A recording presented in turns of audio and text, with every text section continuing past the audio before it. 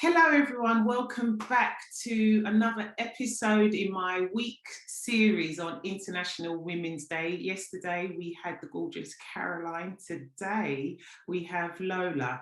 And Lola's going to be talking about her journey into doing IVF as a single woman, right? And it's something that I have a bit of a vested interest in, given that I also went down the IVF route, but I did that being in a married relationship, essentially. And so I wanted to really get the viewpoint from Lola, embarking on what is a really roller coaster of emotions, because you've got to consider lots of different things, loads of consultation, the medication, and it is an incredibly tense period in a woman's life to go through that. And even as a couple, I've seen and read many couples that have, it's put a strain on the relationship. So it's not something that one would embark on lightly. And because Lola is such an incredible, like, her story is so awe-inspiring, I really wanted to highlight her journey, everything that she's encountered, and really, break down the stigma that says that a family should look a certain type of way.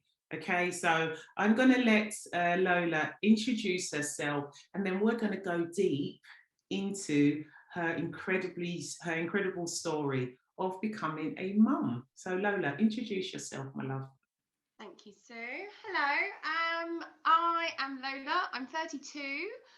And I am currently 3 months pregnant, on the road to becoming a solo mummy. Well, I like to think I am a solo mummy, actually, because I'm a mummy now. Now I'm pregnant, I'm already a mummy. There's already all that love and fear and everything going on, so I'm definitely a mummy now.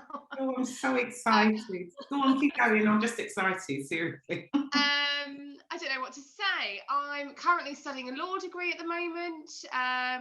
Clearly I've just left everything late, making babies, getting an education, done everything a bit backwards, really. But otherwise, yeah, I mean, I always wanted to be a parent, and now that's happening. So fantastic. So walk us through, tell us about why you decided to start IVF on your own. Was there a specific incident that happened? Had you been in a relationship and you just felt, well, actually, you know what, this is not the person that I want to start a family with, and rather than just wait and trying to find that right person, I'm at the stage in my life where I feel this is the right time for me to explore becoming a mum? Sure. So I had always, having worked with kids when I was younger, I always knew I loved children. And I had always wanted to be a mother. I did say quite a long time ago, many years ago, that if I didn't meet the right guy, then I would have a baby on my own.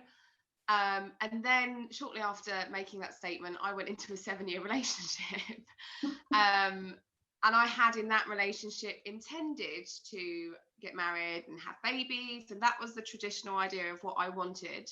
Right. And it just didn't work out. I mean, in a way, I almost feel so grateful, because he's not the guy I want to have babies with. But at the time, I was so desperate to make babies that it was the great option. We were going to have a baby together, and it was going to be fabulous.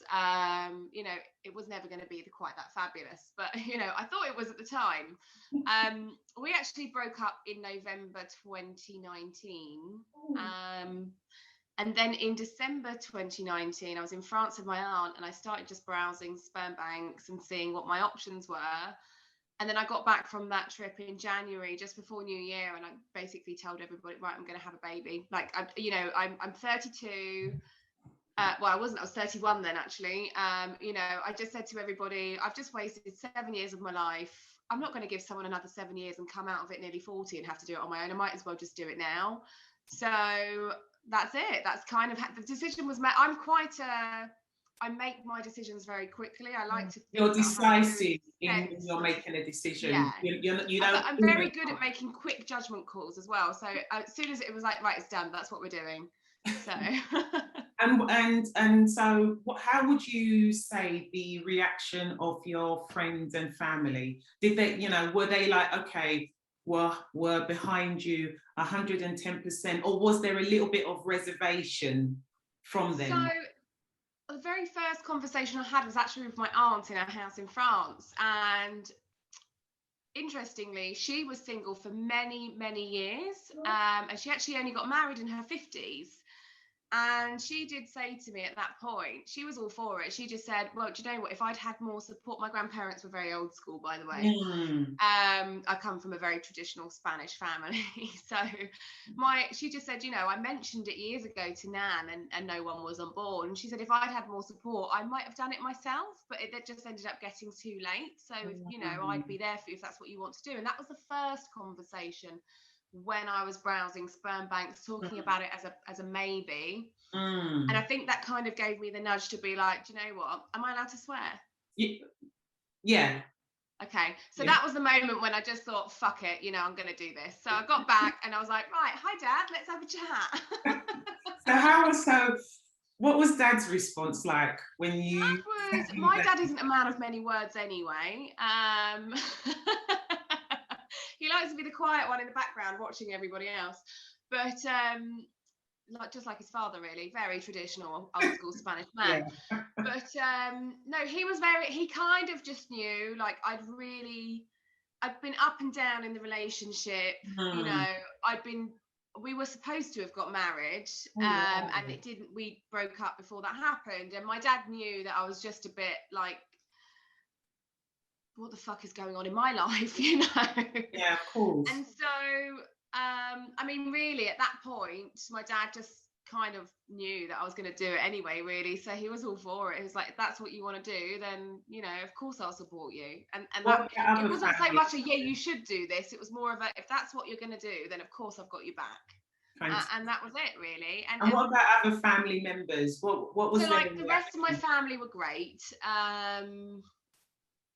Most people typically knew that I'd always wanted to be a mum, and I was just waiting to become one. And so most people really just jumped at the idea, and everybody said, oh, you're going to be great. It was a lot of encouragement. The only place I really found people to be slightly more negative, well, I tell you what happened. People aren't negative, but people will remain quiet if they don't agree. So and just saw that look. Oh, congratulations! You get that. I'm going to sit here quietly and see how this pans out. Do you know what I mean? Yeah, so, absolutely. That. But also on Instagram, obviously, that I advocate on Instagram for solo motherhood as a choice for under 35s, because it's just not talked about enough. But the whole Instagram's great. There's a whole community that are wonderful. But then you get the few people that jump in and you're really destroying the natural order of things. And I was just like, all right, you with your one follower and your no posts, bugger off. You're going to delete your account tomorrow. So. And how does that make you feel, hearing or receiving such, negative comments? Because I'm trying to get a feel that presumably, did these comments come when you started your Instagram account, or were they already in your world already? They weren't in my world, no. So these are people that I opened my account when I started going solo to share the journey, to meet with other people, and just to share, because I didn't have a clue what I was doing when I started. Right. So you've gone down to the GP and you've sort of said, like, okay, I want to have some tests done. Were you able to get the test, or did you go straight to the IVF clinic? And what informed you? What sort of research did you do in deciding which clinic to first choose from? Because here in the UK, we are kind of sort of like spoilt for choice, but it all depends depends on money, spending power. That's a lot of decision making. Yeah, how deep are my pockets? How committed am I going to go in terms of realizing my dreams to become a mum? So talk us through that. Okay. They had said that they'd put me through some blood tests to decide whether I was polycystic or had the syndrome, which is slightly different. But because of COVID, that took ages. And in the end, I just thought, oh, sod it, I'm just going to go private. Private's still open. It's still running and working. I know a lot of the private clinics shut down at the beginning of lockdown, but Yeah, by the time I came round to doing it privately or having done enough research, I think it was around the March I started doing the research. And that started really, yes, last year. So if you think in January I went to the doctor, it really took me a whole year before I got pregnant. Wow. So in March I started doing the research, and I looked at the top clinics and basically sort of like the hierarchy of results and success rates. Yes. And then I took the top 10, and then I looked at where they were located, and then I went through all their price lists and worked out every possible thing I might need and how much that might cost me. And I sat there having a little mental breakdown over it because it was really expensive, a lot more expensive. I had a pocket of money ready to do this, but it wasn't quite enough. Not for, for some of the clinics that I thought I might have preferred. I know a lot of people have remortgaged houses and everything to have treatment, so it's not cheap. Honestly, IVF is not for the faint-hearted, and this is why I really wanted to share your story. And then tomorrow, Clara, she's going to be talking about her IVF journey, but she's married.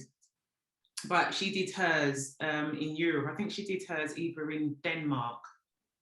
So it'll be interesting to hear her side of doing IVF outside of the the thing is, if you are on your own, you can't get NHS. Yeah, exactly. And also, if you're in a gay couple, it depends where you live whether you get any either. Yeah, so it's so unregulated. There's no sort of fairness to it. It's just whatever the rules are where you live. Yeah, exactly. People give houses to have treatment. Yeah, they do. Max out their credit cards, right? Yeah. Take out loans and everything. So I mean, I was at the point where I was thinking. So let's talk, sorry. I was just gonna say, when I was looking at the prices, you're talking about credit cards and loans, and I was at the point where I was thinking, beg, borrow, steal, this is happening. Like, I don't know where I'm going to get the rest of the money from, but this is definitely happening. So it was a very determined decision. I happened to ask people about, I think it was online. I don't know whether it was online through my Instagram. I definitely hadn't told anyone on Facebook I'd been doing it yet, friend-wise. Oh, okay. Originally, I only told family to start with. But I had someone reach out and say, have you considered egg sharing, which is what I did. So I was like, what's that? She said, where you donate some of your eggs, and actually your IVF treatment is subsidised. And every clinic has a different rule. So some will give you expenses back. Some will give you £750. Some will give you a free round of IVF. It's all so different. I won't go too much into my specific circumstances financially, but I got a very, very good deal. And I went with a clinic. So it was pretty much free. It wasn't completely free because I paid for extras and other bits and pieces, but I had a really good situation. But I was anxious because I was told I was polycystic, whether or not I could donate. So the bloody doctor who sat there and told me I'd always struggled to have children was completely wrong, because I popped in for my appointment, they had a look and went, yeah, you're fine, you've got perfect.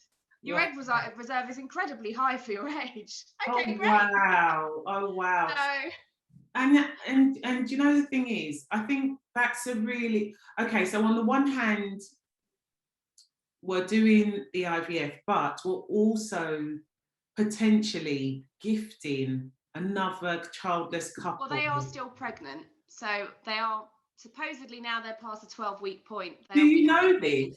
So did the clinic tell you that your eggs have been successful with another couple? So I asked, but I am entitled to know, because I will also be informed if there's a live birth. Because that child can then come and find me in 18 years. So there has to be an amount of preparation I can do. Yeah. How does that make you feel? Do you know what? I thought about it quite a lot. The only thing that concerned me was if they got pregnant and I didn't. Because ultimately I've always wanted a big family. It's not worked that way for me at the moment, but I've always wanted a big family. I come from one, and by the time this kid comes knocking on the door, if it does, I'll be in my 50s. And I'll probably have practiced the whole conversation with my child, who's probably going to want to go and look for their sperm daddy too. So, or at least have some idea of what that conversation's going to be like. Yeah. But I've even, you write letters to the family and the child, like to open either when they're 18 or when the family decide they want it. And I've just said the whole way through, if you or your parents want to ask any questions, I was estranged from my mum, so I have no issues with answering questions. If you have any queries or medical concerns, I'm here. That's absolutely fine with me. That's, you know what, that's really, really beautiful. Really beautiful. So we found our clinic. Yeah. We've done a selfless act in the sense that we're now helping another childless couple. Not entirely selfless though, because I do. No, that's why I said potentially, in the sense that we're helping another childless couple at the same time. It's helping us realize our dream by taking off a bit of that huge financial burden if you were to go straight by yourself and try and fund your treatment. So walk us through how you then went through the process of finding a sperm donor. Yes. One of the things that you have to make sure of, which I don't know if you came across, was that some clinics have specific sperm banks they work with, or some clinics only let people use their sperm bank. No. So that's a really important thing to know. My clinic luckily used like 4 sperm banks. The London Sperm Bank, the European Sperm Bank, and then a couple in the US. And I went through them all. Wow. It didn't take me very long to get through the London Sperm Bank. We were in the middle of a lockdown and there was basically no sperm. So that was pretty easy. It didn't take very long. I also had a very specific set of characteristics I was looking for, and the London Sperm Bank was just not cutting it. They also don't have as much information. So London Sperm Bank, you don't see pictures. You get height, age. This is really interesting. Yeah, so it's completely different to, for example, I ended up buying from the America, where you got the family medical history and adult photos and baby photos, and you could hear clips of his voice. And oh my God, there's so much more in the US, and you get a lot more genetic information. They do a lot more genetic tests in the US, and that was really important to me as well, because if I'm going to buy sperm, I might as well make sure I know exactly what I'm getting. So. Exactly. And so how long was that process in you going through your list of criteria, and specifically what was a deal breaker for you? What was you really looking for in terms of, your criteria for your donor? Because, it's going to be your dad, your kid's dad, essentially. Yeah, I mean, the funny thing is I ended up with a donor absolutely the opposite of what I went in looking for. Oh, really? So I actually had a sperm party. We were not in full lockdown. We could still have people in your house, social distance. So I had a social distance sperm party. We did pin the sperm on the egg. We did IVF bingo. We then hooked up the laptop to the TV and went through all the profiles, passed my baby pictures around. It was brilliant. We called it the Who's the Daddy party, but it was effectively a sperm party. Yeah, exactly.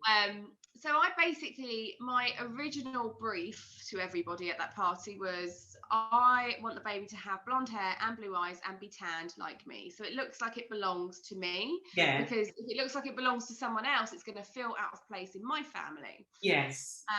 And that was, I know a lot of people have made their decisions for other reasons. I know lots of girls who look like me but have gone with black babies because they tend to date black men, and that's what they're going to settle down with eventually, and that's their preference. I don't really have a type, so I just wanted my kid to look like me, ultimately. But finding a blue-eyed, blonde-haired Mediterranean man who gives sperm is a lot more challenging than you'd think. I can imagine. That was very difficult, and then he has to match you genetically. So I found a couple of donors. One didn't match me genetic, so I then had the genetic test done to match the test they have in the US, which cost me more money again, which is why it wasn't completely free, because I paid for extra stuff. Yeah. And it turns out we had a clash. So if you both carry the same recessive, your kid could possibly have that thing, even if you don't have it and you just carry it. So I have 2 conditions. I can't remember what they are now. They're just non-important at this point. But I carry 2 genes. But if my donor had carried the same, then the chances of your child having that, I think, are like 50% or something like that, or 25%. But you know, your kid could get that illness. It's a bit like cystic fibrosis, that kind of thing. It's a significant risk for you not to want to go. It's a significant risk for you not to want to use that sperm, you know, whatever the percentage. Exactly. If you're going to be choosing, you might as well choose the best odds, really. Yeah. So there was that. I'm also CMV negative, which they don't check you for if you've got a partner typically. Usually if you're doing donor sperm, basically 70 or 80% of people in the world are CMV positive. It's some kind of virus. Is that? Can you explain? I don't know scientifically, but it's some kind of virus we've all been exposed to in our lives, and 80% of people have had it. Some reason in my life I haven't, and me and 20% of the world. So, you know, if you think there's probably like 10 blonde haired, not even 10, but let's just say 10 blonde haired, blue eyed men with tan skin with Mediterranean background, let's take 70% of those away and you've got three. So that really narrowed it down. And for me, and I know this is the worst thing to say, and people don't admit that they look at these things, but you know, there were some guys with blonde hair, blue eyes, but ginormous ears or ginormous noses, and just not going to pick that. You know, I'm not going to pick for my kid to have unfortunate features. If they do, I'm going to love them anyway. But you're not going to choose it. If you're going to choose, it's not like you're in love with the guy. Oh, it doesn't matter. I love him. I don't love this guy. He's just giving me sperm. So, and that's it. That's the sum total. That made it really difficult. So I found one I loved, and then he went out of stock. And because I wasn't able to buy my sperm until they found a family to take my eggs. So is that how it works? So in order for the thing is, if I bought the sperm and kept it in my clinic, after 30 days, I pay for the year's storage. Okay. So it didn't make sense because I didn't know how long it was going to take for them to match my egg with a family. Yes. So I had to wait for the okay, and by the time I got it, my donor was out of stock. Oh. So I did a panic sort of search for another one, and I hadn't thought this in my head. Basically, I thought, well, I am actually the only blonde-haired, blue-eyed one in my dad's immediate family, like out of all his kids, brothers and sisters. I am the only blonde-haired, blue-eyed one. And I thought, so I'm trying to make this kid fit into our family, but I don't really fit. So maybe I'll get someone that looks like the rest of my family. Yeah. And bizarrely, and it does sound bizarre, but you know, it's not like you're going to shag your sperm donor. I came across a guy that looked a lot like my dad in his 20s. But in my 20s, I looked a lot like my dad. So, you know, the same shaped face. We've all got quite big mouths. You know, I'm a lot fatter and rounder now, so is my dad. But back in our 20s, we both were quite chiseled. We have a specific face shape, and this donor tended to have that. So I just thought, do you know what? He's got my dad's colouring, hair colour, pretty much looks the same. He's got the same build my dad had in his 20s. My dad was a bodybuilder, so is this bloke. I was like, do you know what? We'll just go with that. So, and I'm pregnant, so, you know. Right, so you paid for it. You've selected your donor, and then they have to now ship this precious cargo into the UK. How long did that take? And was that an anxious wait for you as well, receiving that phone call? It wasn't really. I paid on the Monday, it was in my clinic on the Wednesday. Or I think I paid on the Tuesday and it was in my clinic on the Thursday. My clinic usually only do deliveries on a Wednesday, but they rushed it through. Excuse me, I'm going to sneeze. Okay. Bless you. Yeah, so they rushed it through. So it was there within 2 days. It didn't take long at all. And once it was there, I was like, oh my God, my sperm's here. I have sperm. Was you excited? That was the grown-up purchase I've ever made in my life. And then, so once the sperm hits the clinic, then they have to just give you a treatment plan. So get your dates. In this time, though, they've been monitoring my periods. Yeah. Put me on the contraceptive pill. Yeah. Because they have to sync me up with the other recipient, so that basically when they do your egg collection, you'll probably remember this, but 5 days later you get a fresh transfer if you're having a fresh one. Yeah. And fresh is always better than frozen. Typically. So ideally, both of us would have had a fresh transfer with my eggs. So that's why they had to sync us up. Oh, yes. So so I'm like, when can I come off my pill? When can I come off the pill? Tell me when to come off. I was ready. I was raring. So when did you start? How did you respond to all of the hormone treatment? You know, the medication, the injections. Did you have to do the nasal spray? No, I only had injections. I had So nasal. I had, what did I have? I had Gonalef. I don't know if you remember that. That's like a pen. You twist it to the romance, and it lasts a few goes. Yeah. You just change the needle. I had Gonalef originally on Yes, its own, and I didn't respond quickly to that. So they then added Menopure. So basically to give my eggs a kick up, like they told me I had sleepy eggs. So they weren't doing much. I had a lot of them, but they weren't really doing anything. So they threw that in. And at the beginning, I didn't really notice anything. I was a little bit teary. But then, you know, we were in the middle of lockdown. I probably would have been a bit teary anyway. But after about 3 or 4 days, the bloat was insane. You know, they ended up getting 23 eggs. So if you think, you know, 23 eggs being like stretched to as big as you can possibly get. The night before the egg collection, I was lying on the sofa in tears, saying to my dad, I just want it over with now. I just want them out. I can't do this. I can't even hoover my own lounge. You know, like I was in bits, absolute bits. It was so painful. But despite the pain, I woke up the following morning. I was like, I'm having the eggs out. Let's go. You was excited, weren't you? I was, and bizarrely, I actually haven't told anyone this publicly yet, but bizarrely, in the cab journey, I got an Uber, but obviously you put in your destination, and the driver went, do you mind if it was 5 o'clock in the morning as well.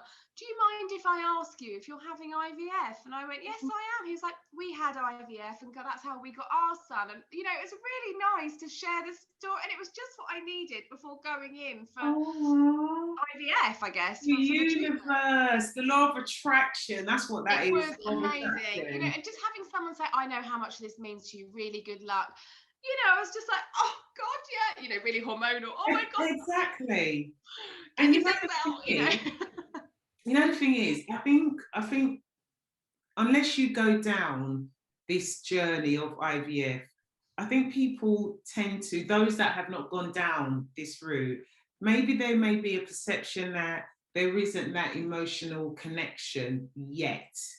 And everything else is all being done, you know, by science in a petri dish.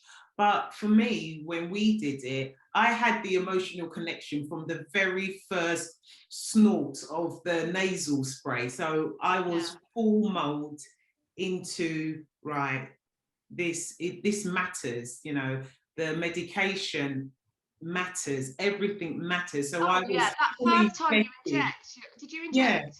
Yeah, I did inject. Have I done that right? Yeah, exactly. So I was fully invested in this whole journey from start to finish. Is that how you felt as well? The whole way through. I mean, I kept referring to them as the mini eggs. So every day I was like, come on, little mini eggs, you can grow. And I spoke to the eggs, you know. Exactly. Mini eggs.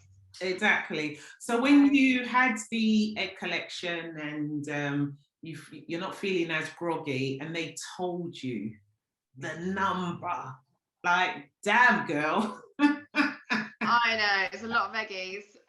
Do you know what? It was really the finding out the number. I was just delighted because I knew I was giving half of them away. Yeah. So I was like, oh my God, that's fine. I think one thing, you know, that really I should have paid attention to instead of getting overly excited was they do say you just need one good egg, and actually I never ended up with any frozen eggs. So out of all my eggs and embryos and mature ones, I ended up having one good blastocyst and one that was almost there, which I made them put in as well, rather than it dying in a dish. It could have died in me. We could have just seen what we could have done with that. Yeah.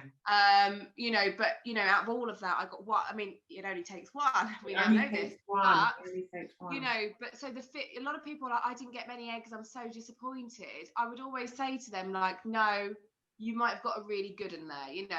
That's how I felt. One goodie.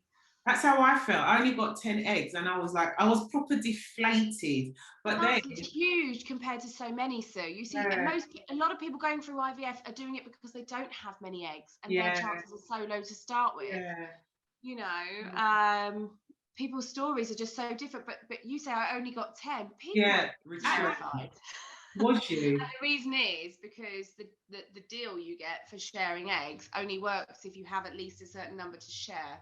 Oh, I So didn't know if that. suddenly I'd had less than 4 eggs to give away, or I can't remember the exact number, I think it was 4, then I would have had to pay for all the treatment. So Oh, everything wow. So that's I an had already. additional pressure as well on you as well, isn't It it? is a little bit. It's in my head. It was the back of mind fear because you're scanning every day. They're counting follicles every Yeah. day. You know what Yeah. you're And they're roughly measuring looking as at. well, aren't they? When they're looking in the screen, they're doing all that That's it. And measuring. I am polycystic, and typically polycystic people have more eggs, and that is just fact. Mm. I wasn't expecting to get 5. I had to get at least 8. I was hoping, but there was always that, oh shit, what if it all goes wrong? Kind of moment. Oh, oh my So when he was God. that, and the embryologist was in there, and I spoke to her obviously afterwards to find out the update. She was like, "Oh, I was in your collection. The eggs just flew out of you," and I was like, "Oh, Oh my great." gosh, that's So amazing. So we've got our eggs, and now they're examining them, looking at to see which ones are the most healthiest of, and now now they did you do ICSI? I think we should explain what So ICSI is. I did, and but not by choice. I hadn't wanted to do ICSI. I didn't think I needed to because I bought quality sperm and I knew I had good quality eggs from what Yeah. they had originally said. Well, I thought I had good quality eggs until they all started dying off. But no. But actually, my day of my egg collection, I was delighted by the numbers, and then in recovery, I got a phone call to the room from the lab saying, look, your sperm hasn't defrosted properly. We've got a really low sperm count here. And I was like, well, I've spent over £1,000 on it. So do you want to tell me what I need to do? And they were just like, instead you should have like a 20 million volume. You've got like 2 million.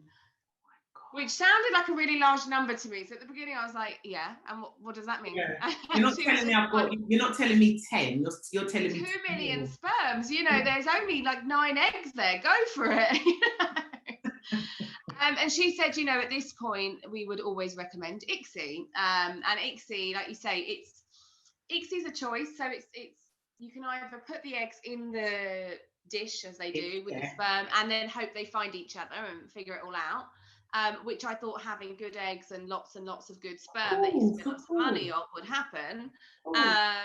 But unfortunately, because of the bad thawing, half that my sperm died. So, there we go. Was that down to the clinic and how they stored? No, I mean, unfortunate. no, sometimes when you freeze your eggs, not all the eggs defrost properly. It's just there's no way of knowing.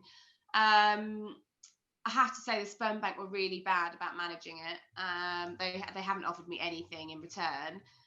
But back to ICSI. ICSI is basically, for anyone that doesn't know, where they inject the sperm into the egg directly. So ideally, all the eggs will fertilize if the sperm is good quality and the egg is good quality. Yeah. If you put them together, they're going to fertilize.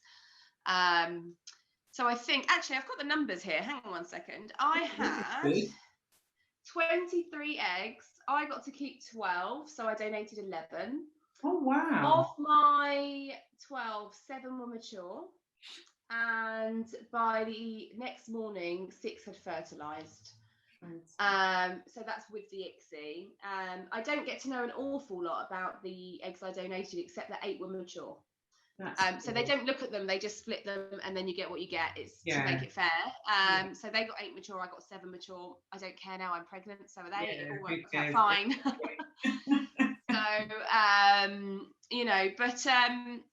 So by the end of the first day, I had 6 fertilized eggs from the ICSI. But obviously, 1 had stopped growing by day 3. 1 was a bit crappy grade. I don't really understand the grading, but 3 were average and 1 was great. Fantastic. So by the time it got to my actual transfer, we've done our egg collection. Our embryos are fertilized. They're good. We've reached the blastocyst stage. Now we're doing embryo putback implant. How was you feeling that day? I was really anxious. I was excited. I mean, the one thing that I have to say about IVF that you know, you will probably remember is all the bloody waiting is out of your hands. You know, once What you've can done you your do? bit, Nothing. Yeah. that's it. You're like, oh, we've got to wait 5 days. Oh, we're just Yeah. going to wait for them to tell us if the eggs are good. You know, like, you know, just Yeah. waiting for someone else to do their job. And I'm a bit of a control freak, so that doesn't work for me. How did you cope? Really stressed. How did you cope? What was running through your mind during that period?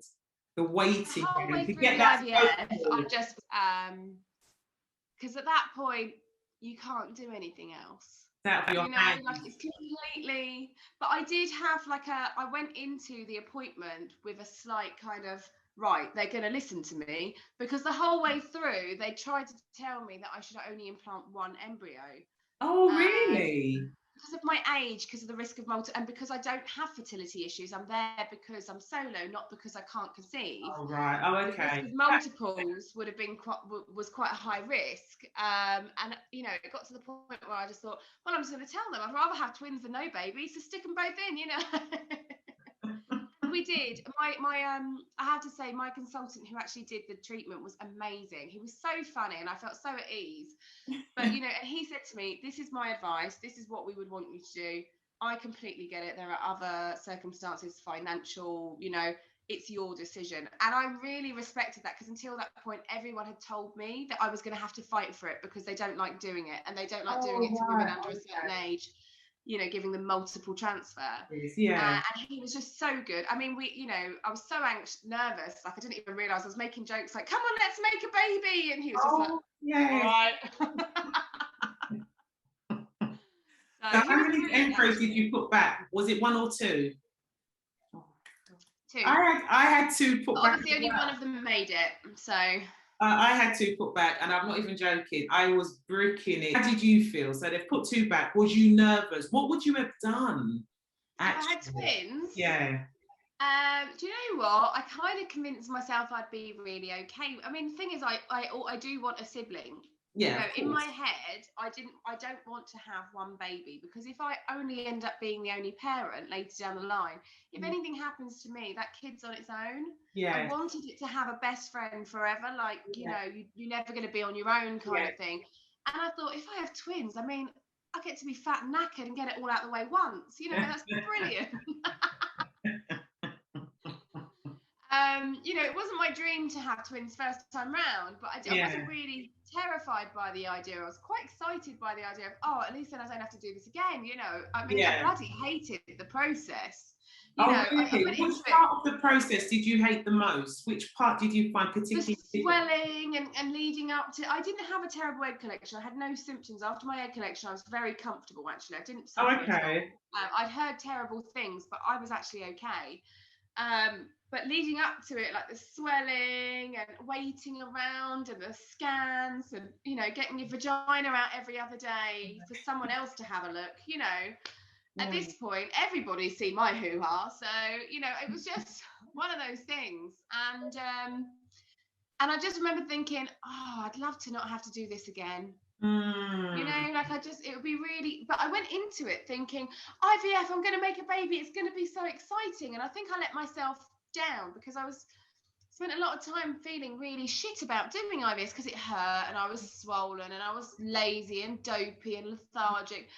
And I was like, you know, I know I sound really ungrateful, you know, I'm making a baby. And a friend of mine who's been through it as a solo mum as well, she said to me, oh, wow, there's nothing exciting about injecting yourself and there isn't. having your vagina scanned every day and waiting. She went, it's okay to not be really excited about it. It's pretty shit.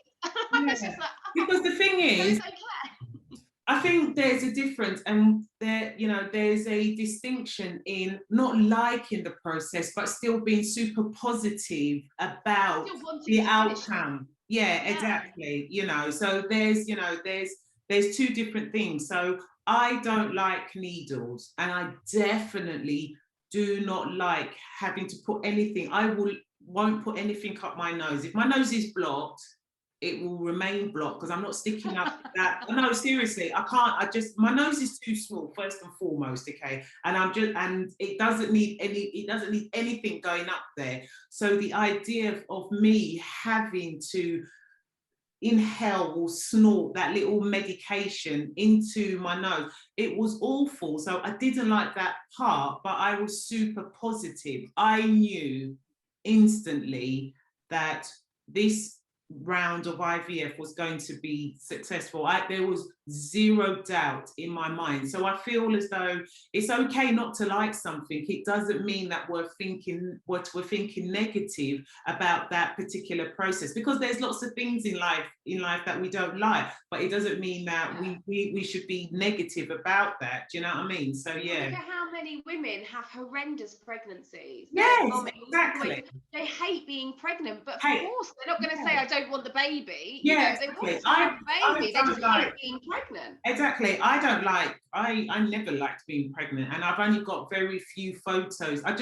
For me, like when I see the trend of having, is it a post or pre-pregnancy photo shoots, I could never be me. Could never be me. Like, I don't know, it's just me. But that doesn't mean that I don't love to have, the whole process of having the child. I love all of that. I just don't like the middle part of it, if you will. So we've done our egg transfer. Now we are doing the waiting game. How on earth did you get through that? And what did you do to try keep you sane? Did your friends play a pivotal part in that waiting process, particularly your friend that you mentioned, that she's a solo mum as well? Were her pearls of wisdom, that support there for you, just to help you stop counting down the seconds, minutes, hours, weeks? So this question, you don't know me very well. I did not wait.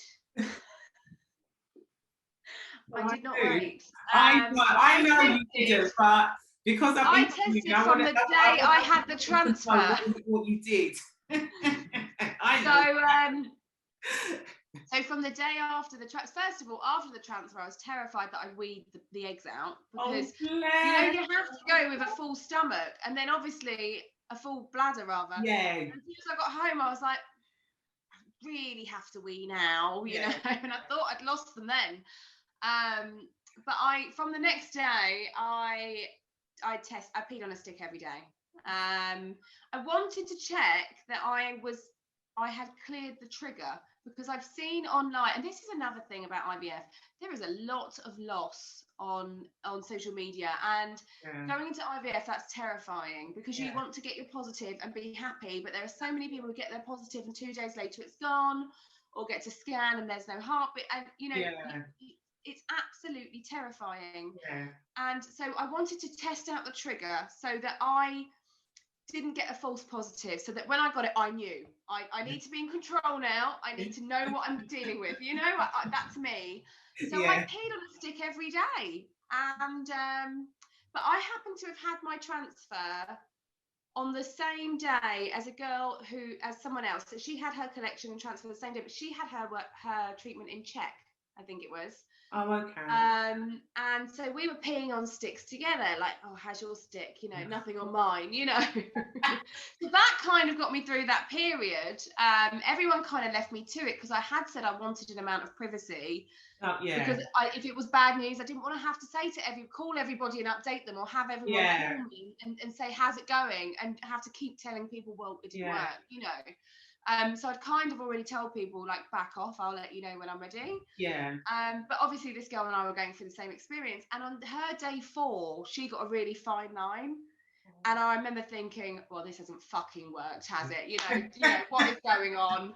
And being absolutely mortified that I didn't have a line. And I think I put an Instagram story up on the day going, well, I'm pretty sure this isn't working. I've got a really serious feeling about it. And then the next morning, I got my faint line.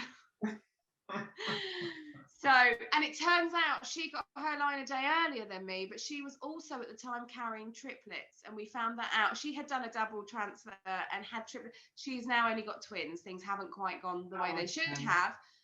But she was carrying triplets. So, of course, her hormone levels were going to be a little bit higher than mine. So, Oh, wow. you know, so she got her early test, and she's got a brilliant story. You should have seen the video of when she got hers. You know, they're at the scan again. How many embryos did you put in? 2? I'm seeing 3 babies, and her face, it's just insane. Oh my. She was literally like this for 10 minutes on video, like she just couldn't comprehend what she was being told. I mean, even my dad said to me, you know, well, don't do 2 if there's a chance of twins or triplets. And I was like, triplets would be a push, twins would be all right, but I still would rather 3 than none, you know. And I've been through these scenarios in my head, and her and I had spoken about that. Oh, it's so unlikely. Of course they're going to try and put you off. They don't like doing it. And then she ended up with triplets. Oh my gosh, that is just So, literally amazing. So we get to the day. yes. Well, actually, okay, I don't want to say it, but you say it because we didn't. Okay, good. Yeah. So let's talk about when we got the positive test result. So so the positive test result I got on day 5 after the transfer, although I was supposed to test on day 9. And I continued testing day and night the whole way through, just to make sure the line wasn't going to go away and was getting stronger. And you know, I then went to a clear blue instead of a first response. I was like, oh my god, the line is lighter. And realised that the blue dye tests are just a bit shit, really, aren't they? It's the pink ones you've got to buy. So just to anybody who's starting IVF, don't buy clear blue. It's supposedly the more reputable brand. They're crap. Yeah. So, but so I kept waiting till it would show on a digital then, and I was like, come on, the 1 to 2 week on the digital. So clear blue digital are fun, but they also take longer to show than a pink. Pink's dye tests tend to be more sensitive. Oh, okay. And so until I got my digital, and then my best friend came over because we were bubbling at the time. It was Christmas Eve, and then we decided to properly announce. She helped me put a little, you know, picture together to share with the world, and properly announce that the baby was on the way, and that was very exciting. The pregnancy test, we're now pregnant. It is official. How long? Because of COVID, did you feel that you would have preferred to have waited till you got to this stage now, or do you feel because you've been so open and honest and you are sharing your IVF journey, it just made more sense to announce it on your platform? And what do you think, and what was the response that you got from some of your followers? So the response was amazing. Everybody was really, really, really pleased for me. They'd been sort of invested in the journey. So everybody was just like, oh my God, you know. I had actually messaged a few people prior to sharing, because my test day was supposed to be Christmas Day.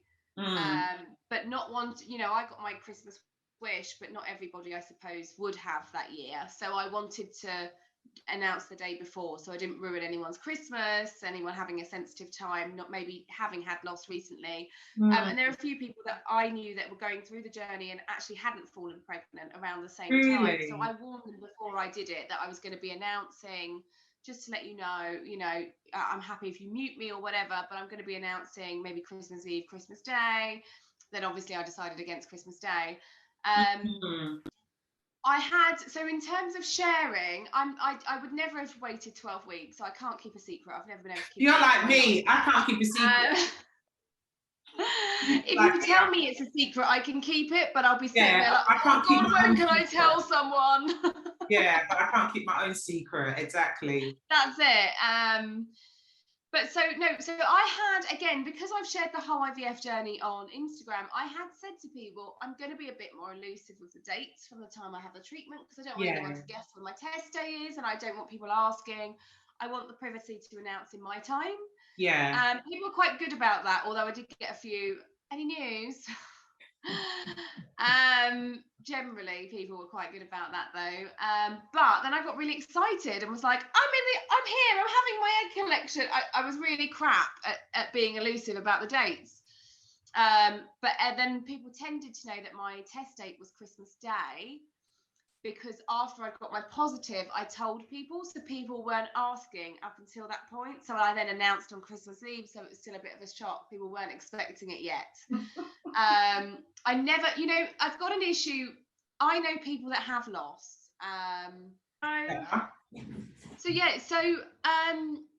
I understand people who go through IVF multiple times sometimes and have no luck, and it's very sad, and they don't want to keep having the conversation, so they keep any positives to themselves until they're sure, and that is absolutely someone's choice.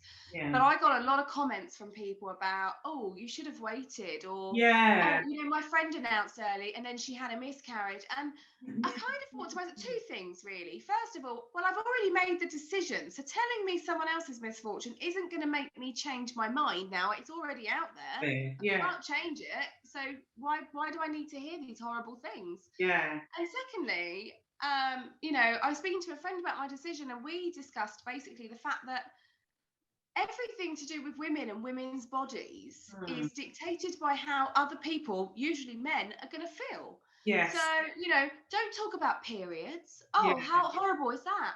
Well, I tell you what's more horrible than hearing about a period is fucking having one. Or going to the shop and bleeding on your brand new dress, or, you know, that's worse than you hearing that I'm on a period. I mean, we all bleed. You know we bleed. It can't be much of a surprise when you hear it. You know, and then pregnancy, you know, oh, keep it to yourself in case you have a loss. Why? Because if I have a loss, it makes you uncomfortable having to talk about it. Because actually, if I have a loss, I want everyone there to support me. And know, also, why should everything about women's bodies be shameful? And I completely 110% agree. So when you received those, you know, negative comments, did you feel, or you know, did you feel like, okay, you know what, I want to take a step back now and I just want to be in my little bubble and enjoy that moment? Or did you just feel, you know what, screw you, I don't care, this is my journey and you are not going to steal my joy, I know who I am, and you know, so on and so forth? Pretty much. You know, I'm really big on putting a bully back in the box. I don't do bullies. I don't do people who feel like they can manipulate other. I have a real sense of, well, no, everybody is everybody. You know, you don't get to encroach on anybody else's life. Absolutely. Excuse me. Excuse me. Bit dusty in here. Sorry. Have to hoover again. But yeah, no, I don't like it. I mean, I very rarely respond individually. So I never give the bullies a direct message back. I will never, ever respond That's in good. that time of day. That's good. I will occasionally, after 5 or 6 or however many messages of the same tone, maybe respond openly, but normally with a please fuck off, I'm living my life the way I want to. You know, I will never, you know, if you're hiding behind a screen, or also, you know, it's not just over pregnancy. I put up that I was going on a date the other day, because I am okay with dating during pregnancy. I know not everybody is, but I'm okay with that. And I got messages immediately talking about we're in lockdown. Don't you know we're in a lockdown? How irresponsible. I mean, you were allowed to go on a park day and walk as a social distance, go around a park. That's not illegal. I'm also training to be a lawyer. I'm not going to be breaking the law. But thank you. I didn't realise after months of sitting in my freaking living room that we were in the middle of a lockdown. Cheers for the heads up. You know what I mean? Like, I mean, who are you to decide? Absolutely. That people felt as a grown woman I needed to be informed. Of all people, I'm pregnant. I'm not going to be taking any extra risks, am I? Of course. Given all of that, what piece of advice would you give to anyone, a woman, or you know what, even indeed, just because it's International Women's Day week and this is a show specifically for women, there could be guys. Right, there could be guys out there that want to start a family. What piece of advice, but obviously we can gear it towards women, but you know, just in general, what piece of advice would you give to anyone thinking about going on this incredibly exciting, challenging, emotionally charged journey of trying to start a family on their own? Just do it. That is the only advice. Don't sit and think about it. You know, I spent ages thinking about, you know, am I financially ready? All of these things. Well, 2 weeks after falling pregnant, I lost my job. So that threw a spanner in everything. You know, I could never have planned for that.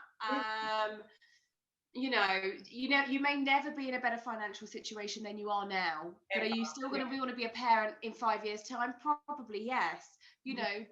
Whatever it is you're waiting for, as long as it's not you want to achieve something first, because you have the absolute right to have done that. But if you're waiting for circumstances to change or someone else's opinion to change, or just do it. Just don't wait for anything. Things might not change. My dad said, you're never ready. None of us were planned. It just happened. You deal with it when it happens. If you want it, make it happen. Only you can make things happen for yourself. Only you are responsible to yourself. You're the only person who you are accountable to. If you think you can do it, just do it. Gosh, I say this all the time. You are the most important person in your world, and the opinions of other people have nothing to do with you. It's none of your business. This is your life, and you should take full responsibility for it. So just before we wrap up, yes, can you give either 1 to 5 top tips when starting IVF, and what to look out for in terms of clinic, egg donation, sperm donation? So top 5. Okay. So in no particular order, because I'm not trying in my head to work out what's important. Things to bear in mind, and the crucial steps that you've learned in your journey so far. So my advice would be, always think about my first advice would be, always consider whether you would egg share. Right. Okay. Because that will change your approach to your treatment, the cost of your treatment. That would be the starting point. If you can't, then you can't, and everything else moves on from there. Yeah. If it is something you could do, then you could do it. And then you look down that route. So that's my first point. Always consider that as a first option. Right. Second bit of advice: learn to have some patience and find lots of things to distract you, because if you're anything like me, you'll drive yourself insane if you don't. Patience is a very difficult part of the journey for me. Number 3, don't just take the answers you're given. Make sure you understand things. So when a clinic says this is the treatment plan for you, ask them, why is that suitable for me? Explain to me why that's the best option for me. Question everything. Of course. Understand it. I remember. So always ask questions and always push back. Make sure you know exactly what you're doing. 4 and 5. Oh my God. Rigorously determine sperm. So involve people in the conversation. Have a sperm party would be my number 4. Get people involved in the conversation. Get people involved, feeling like they're included, understanding the choices you'll make, but ultimately know that it's your decision. Absolutely. But do bring people along for the conversation, because they won't understand as much as you do. They won't really know, but also not just so they understand because they need to understand, because you want people to understand quite how difficult it's going to be. People don't understand and grasp quite how emotional and quite how physically demanding it is until you tell them. Yes, it's true. Make sure people know. Yeah. And number 5, I think, don't do it.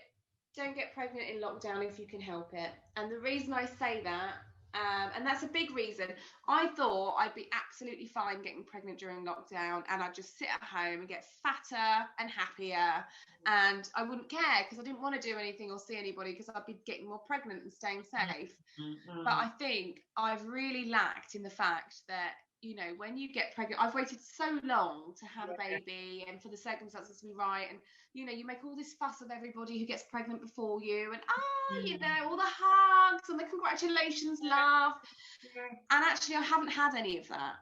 There's only so excited someone can be on the phone for you, and I haven't had any of the hugs. And, now I'm 3 months in, so there's only 6 months left. We're not going to come out of this any time before June. So what are we now? February, March, April, May, June. So it's 4 months. So, June, July, August, baby's due at the very beginning of September. So I've got 2 months. You know, I'm not going to want us to go around and socialise. I'm going to be fat and knackered and be preparing for the baby. Yeah. So this is kind of the last bit where it's about me before the baby comes, and I haven't had it be about, it's not been about me. No. It's been about lockdown. It's been a little bit, that's nice on the phone, but there's no hugs and there's no love. And there's no, let's go for a celebratory lunch and, you know, all the family together and my nieces and nephews. There's been no tummy rubbing and, there's a baby cousin in there. There's been none of that.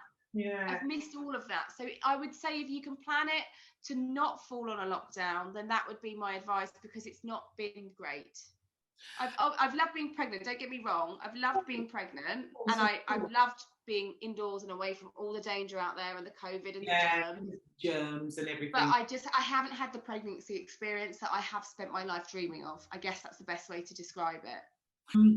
I think we've covered everything, and you've been amazing. You've answered all of the questions that I felt would give a really good, informative, frank conversation and really help anyone that may be considering starting a family by themselves, but most importantly, highlighting the courage and the independence that is you, and how we as women, we are able to take charge of our bodies and how we want to live our life, whether that be starting a family, starting a business, you know, getting an education. We encompass so many wonderful, amazing things that we do, that it's just a shame that we're only ever really highlighted in the month of March, or the week of March the 8th for International Women's Day. And I wanted to drag and share lots of different stories of super inspirational women such as yourself. So